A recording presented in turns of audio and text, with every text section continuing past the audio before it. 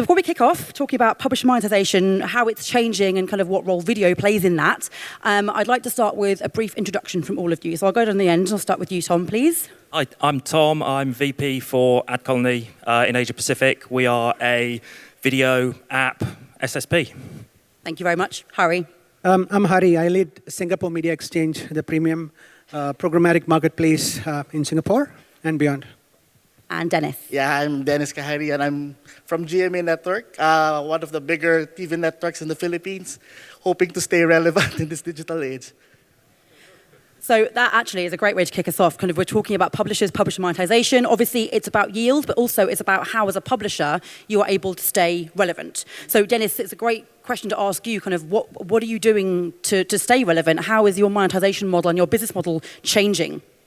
Well, it has changed a lot in the past couple of years. When I saw the invite, the question was more of the shift from display to video.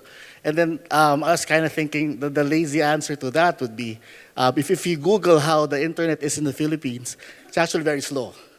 So the quick and short answer would be, we're not yet getting into that kind of content. But when I double-checked, online, similar web to be exact, there are 107 Filipinos in the Philippines, and then 67% of which are online. So the very first thing I wanted to check was that, are they watching video? So first, number one on the list was Facebook. Yeah, it has video. Second was Google.com. Maybe they're searching for video. Third was google.com.ph. Yeah, again, they might be searching for video. When I double-checked further, they were actually searching for K-pop music. And they were looking for music videos. And then fourth was, if I remember correctly, fourth was YouTube. Fifth was, I believe it was Yahoo. And number 6, a video site which Filipinos frequent. Again, you can double check, Pornhub. So that's why I felt... That took a turn I wasn't expecting. I did not think you were going to say that. So I kind of thought I can't make use of that excuse anymore. So yes, video is very relevant to the Filipino. And videos, and more to GMA, Filipinos are consuming it online. We've been very used to like lording it over in terms of market share, 60% market share of television. But now we see people are going online. So strategies have to change, part of which is a partnership with a friend over here. And to your question, ma'am, the long and short of it, yes, it is very much now part of everything that we do on a daily basis. It's no longer just about TV. We also have to consider the massive viewership that we also get online. And the lines that are blurring between them, because you start to ask, what is a screen now, and how am I watching TV, and is TV video, and is video TV? So actually, as the lines blur, particularly for a company like GMA, like where there is that lines blurring, and you said in the Philippines, it feels like people are watching video in spite of the fact that there is slow internet. So they still want video content. Yes. And then I guess, Tom will come on to kind of how helping kind of in the APAC region, kind of the emerging markets, they're very much mobile first, how you can help make sure that the video content they're trying to look for and kind of the ads we're trying to deliver are capable of doing that in the different emerging markets.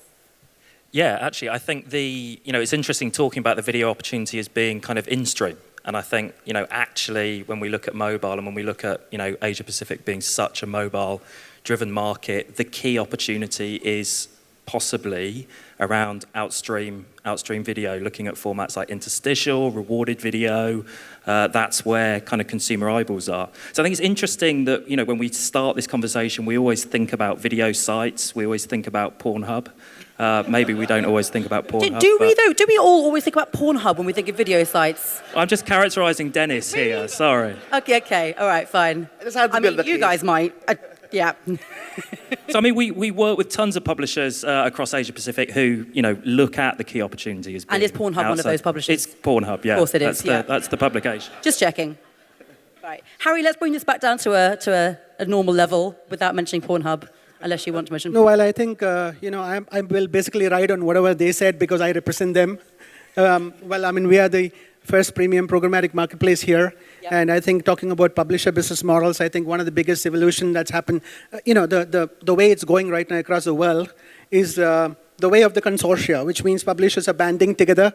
They are coming together to create their own marketplaces, viable, scalable marketplaces, which can basically give them better bang for the buck, better RPMs. So that, I think, is like a very big direction itself for the industry, because your question was about how the business models are evolving. Now, Outstream is one thing, InStream is one thing, rewarded videos, all of that is there. But then if all of that is coming together in a single marketplace, which is for the publishers and by the publishers, then I think that's the biggest development in the market. And we are not the first, we are not the second. There have been many in the Europe, in New Zealand, etc. But in Singapore, it's really the two largest publishers, MediaCorp and SPH, coming together to create this premium programmatic marketplace that's kind of ring fencing the most premium inventory in the market and kind of driving the market forward. So I agree to everything they're saying, because I think that's where my bread and butter is. Yeah.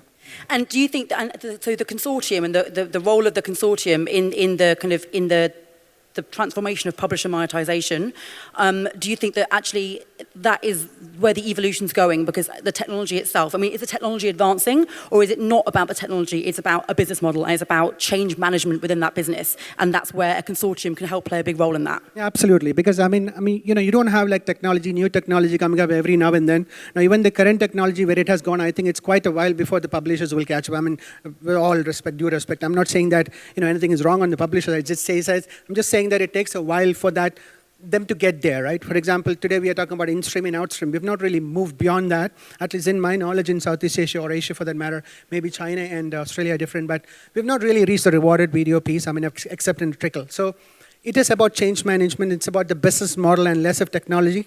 Again, I was talking about Amazon and Seismic. We're not talking about that here, right? I mean, it has still not reached here yet. We are talking about Amazon and Seismic over here. It's big news on the other side of the world, but yeah, I mean, I don't know. I mean, I don't know if we can be that excited at some point of time in APAC as well. Hopefully, but I do see that beyond consortia being a particular movement that brings about positive change in the industry, and also bringing newer models as well as newer monetization models. I think beyond that, it's also about publishers. Again, it's just a trickle, but I do know about a couple of publishers who are thinking in housing, which means that they are thinking about creating their own ad servers and SSPs and whatever.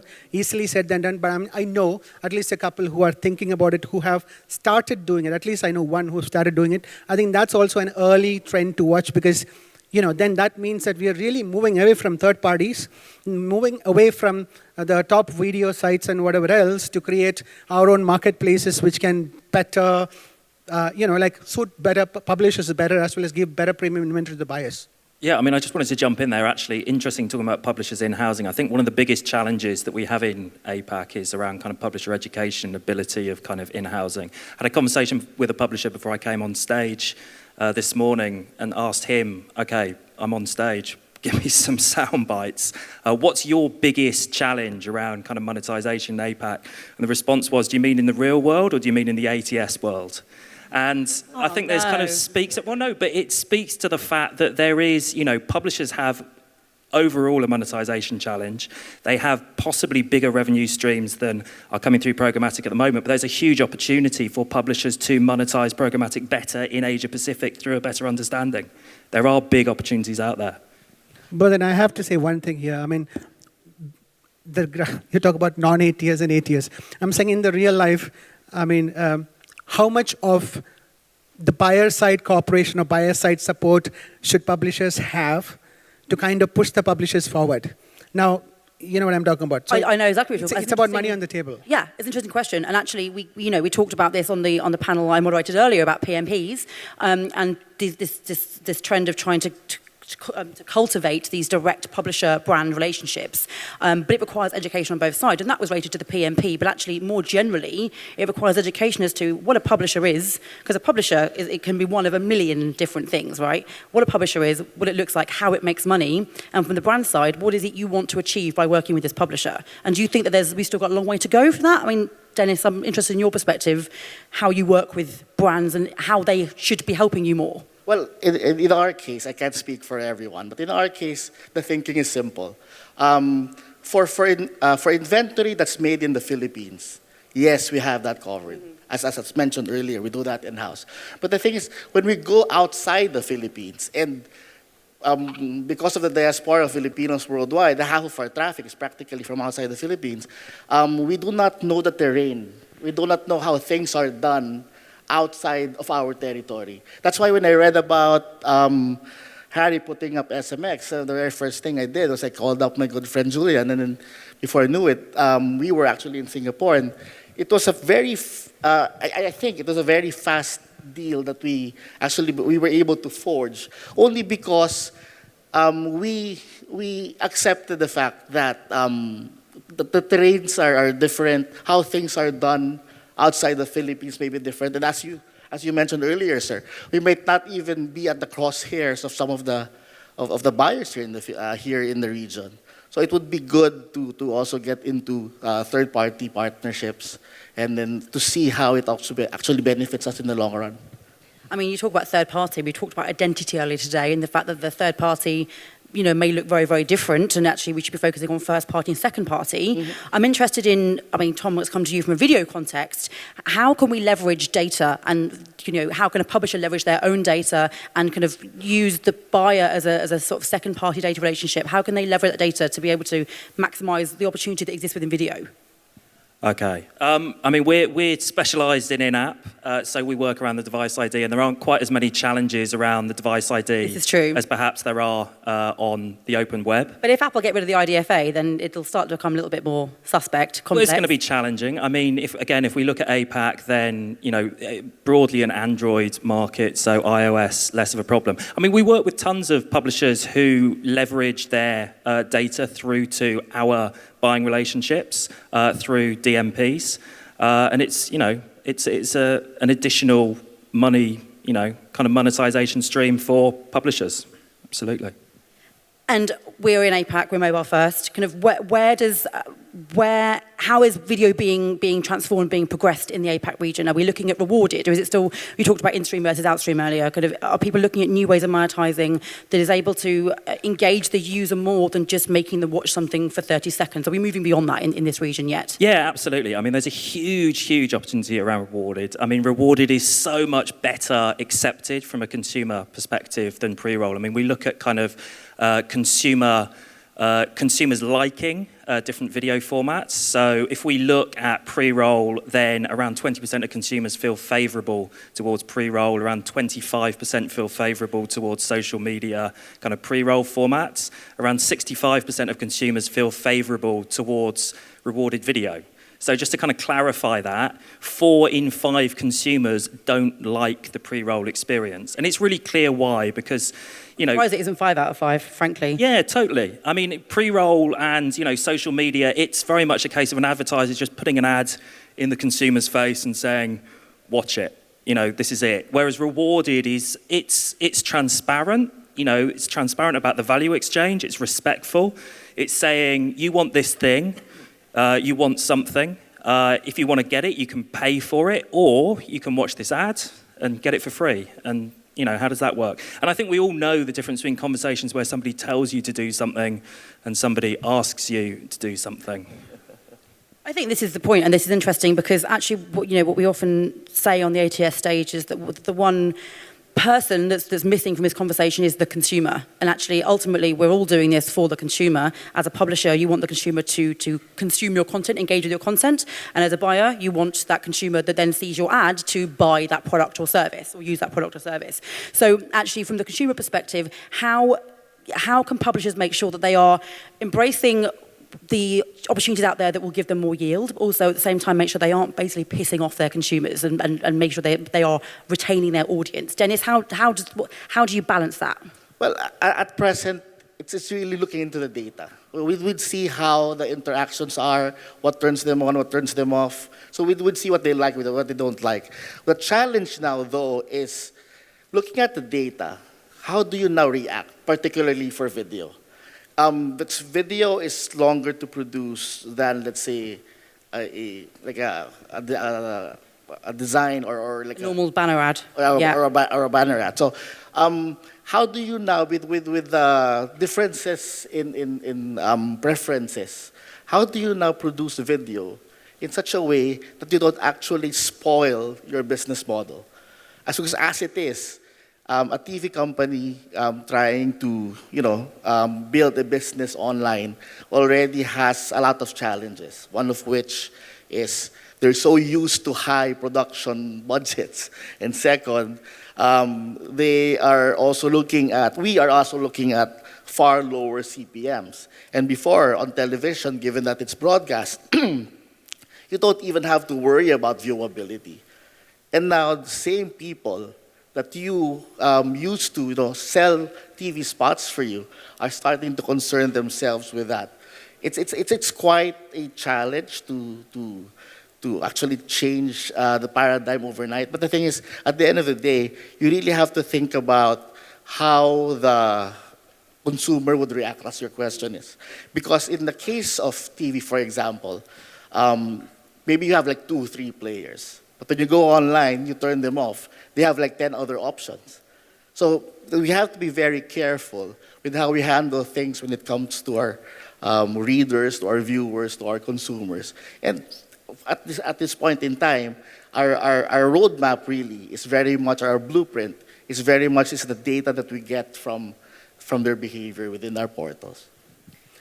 I would think that before we reach rewarded video, I think there's a lot more of headroom for formats like Outstream, because if you have a format that's playing at the background and there's no noise and it's not really pissing off anybody, it's just playing in the background, well, I think that's okay. I think there's a lot more potential there. But what value does it have if it's sitting and playing in the background? And if I'm an advertiser, video, I would not want that. The Outstream. Yeah. I'm still a supporter of Outstream. Therefore, I've got to sell his Outstream, right? So what I'm saying is, if there's a format that's sitting there and it's contextual, so that was my second point. It's not a random ad that keeps playing and then bombarding the consumer, but if it's an ad that is very much contextual and does not create a disruption to the experience, which means it's playing there, it's not making noise. But if you wish to see it, you can, of course, switch it on and watch it. So I think that there is still a little bit of headroom there for Outstream to be maximized in the region. And of course, there's no doubt that rewarded videos is opt-in. So there's absolutely no doubt that people prefer opt-in formats. But I'm just saying that in this part of the world, I'm not sure. Again, maybe pardon my ignorance, but I have not really seen us reach the rewarded videos piece yet. We are still trying to figure out where to get in-stream supply from. We're still trying to figure out how to get better viewability, or rather viewing rates for Outstream, and come up with models of viewable CPM, etc. I think, so that, I'm not saying that this should go sequentially, can all go together, but I'm just saying there is still headroom for formats like Outstream. And of course, we do hope to reach rewarded video at scale. That's my hope. I think there's 2 angles on that. The first one is that advertising is an irritant to consumers, and we should avoid annoying consumers by putting ads in front of them. And obviously, rewarded video deals with that to some extent. All ads, Okay.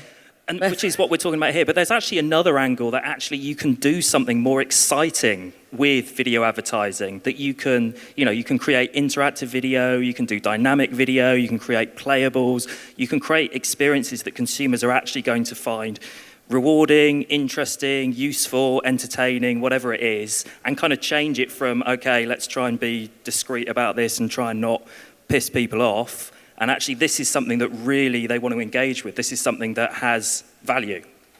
And what about... I totally agree. The 15-second Apple videos that keep playing in my YouTube, that really pisses me off, because it's been bombarded me the last 50 times in the last 24 hours. So I can't win with you. It just, what's the solution there? If Outstream still has a lot of legs and there's a lot of opportunity within Outstream, is the shorter, more engaging, maybe the 6-second ad format? Is that the way to go? Yeah, Dennis, you're nodding. That's even shorter. We were actually even shorter. We were thinking, can you tell a story in 3 to 5 seconds? Actually, is the challenge that we're facing right now. So. Interesting. I guess particularly if it's a sequential story. So if you know from a video where you're kind of inserting ads within the content, and you have a 3-second ad, then another 3-second ad that's part of a story, then that's another way of engaging the consumer and making them want to see the next 3 seconds. So that's something that people are looking at. From I'm interested kind of in the gamification of video advertising specifically, and the opportunities that exist there. Because obviously we talk about rewarded video.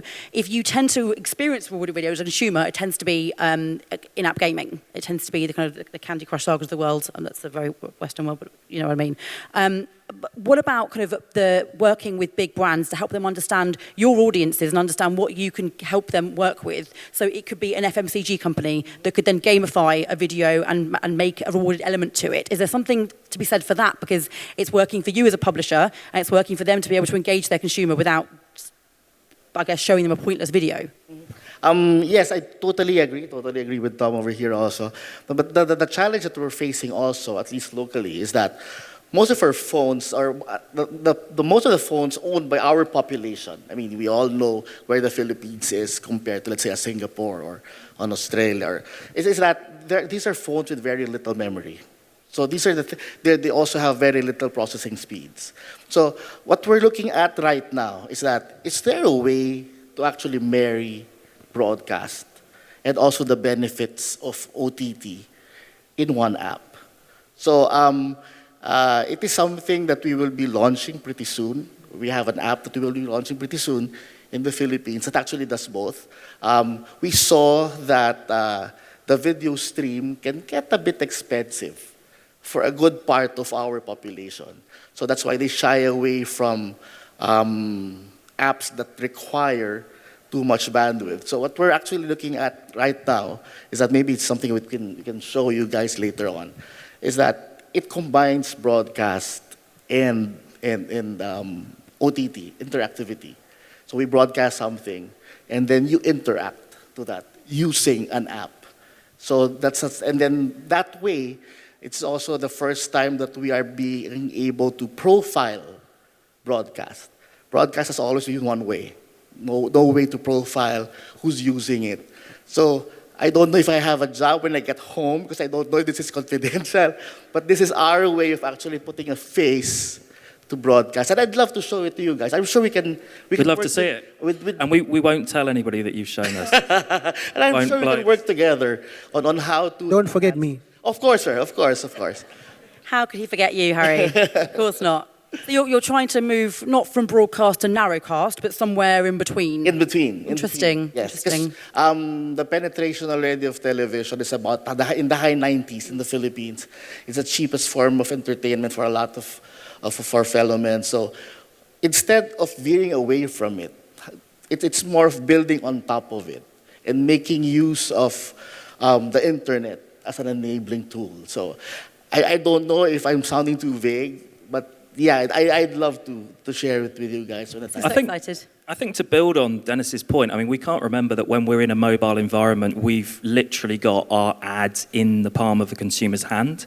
And that's very different to when you've got a video ad on a screen the other side of the living room. And in those days, it's just a flat ad and somebody sitting on the sofa and watching it. But you've got your ad in the palm of a consumer's hand, and whatever, you know, whether that's part of the experience where you're showing them the ad, whether it's the ad itself, you've got an opportunity to drive interaction in a very different way to how we have historically using video. And we're also hoping to drive TV consumption, sir, to your point, just to build on it. Normally, TV is something that you do inside a house. Now, combining the internet and also broadcast, the Philippines is notorious for traffic.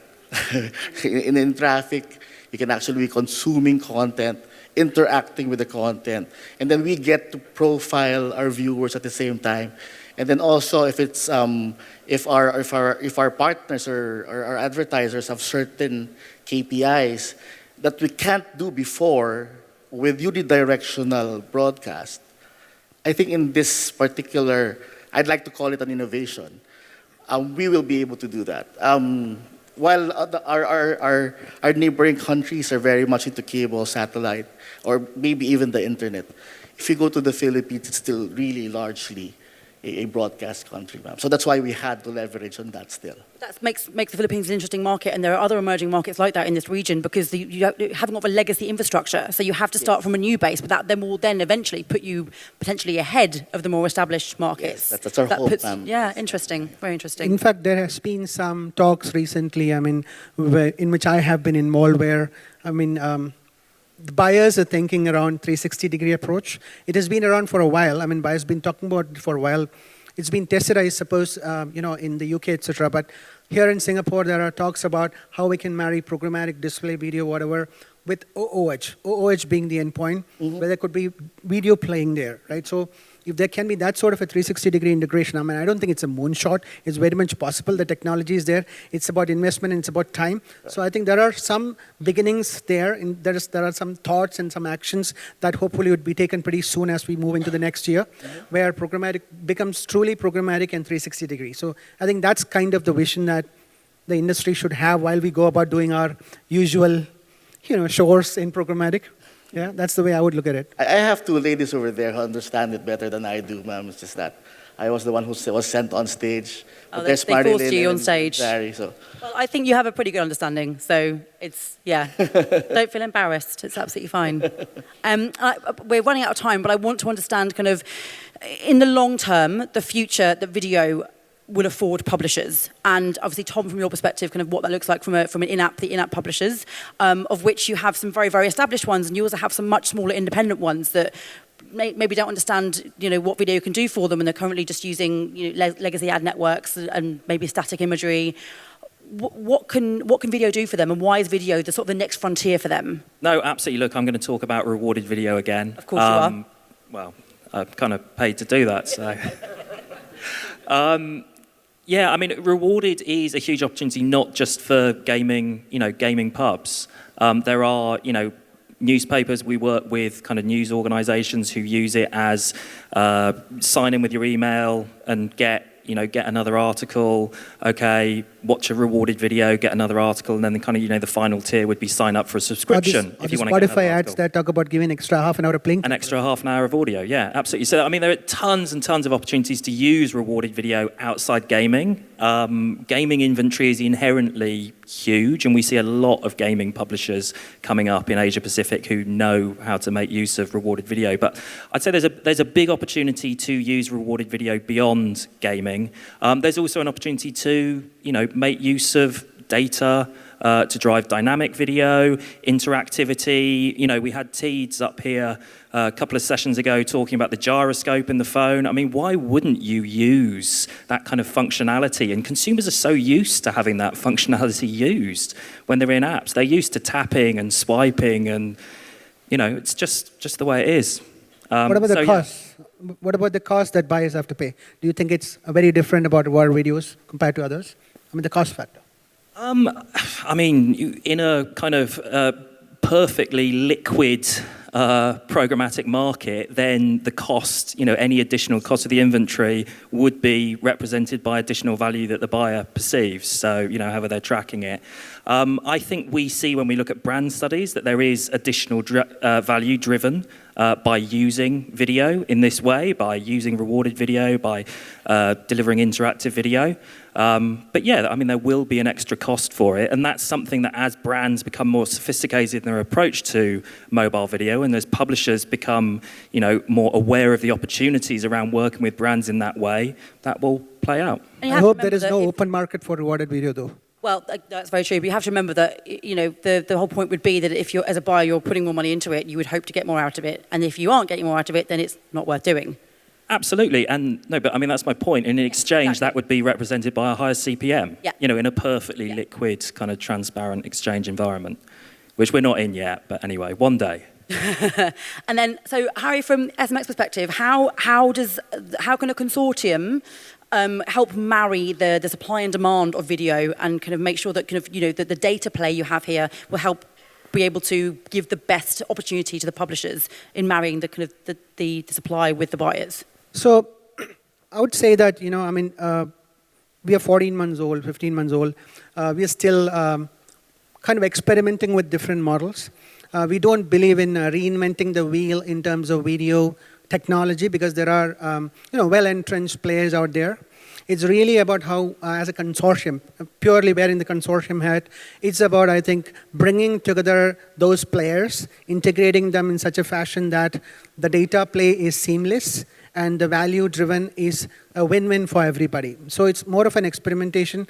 Such a model hasn't come forth yet where data is seamlessly shared and it is deterministic and then the video solution is integrated, right?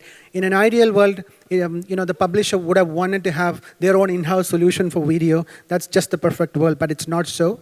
So I think as a consortium, we'll have to basically look at how you can put together the various pieces of the puzzle to bring out a powerful enough offering to the market that offers a very good alternative for buyers. That would be the way I look at it. At least as of now. That's the status quo. Okay, interesting. And Dennis, we're out of time. However, I'm sure there's plenty you want to talk about to everyone else in the room, so I hope you're sticking around and people will have lots of questions for you about what you're doing at GMA. I'd like to build on Tom's point. Yeah. Just very, very quickly. I know Very quickly. everyone's hungry. I can pretty much hear everyone's stomachs growling over here. So in the Philippines, we are excited about rewarded video only because we have our version of doing it, but using TV. What we did was we tried to marry the phone with television. You watch an ad, and then an ad comes with a question, and anyone who actually is watching at that point in time may answer using their phones. The Philippines being a 96% prepaid country, we get traffics of about 2 million, 3 million in 5 to 10 minutes. So that's how much transaction and engagement that we get.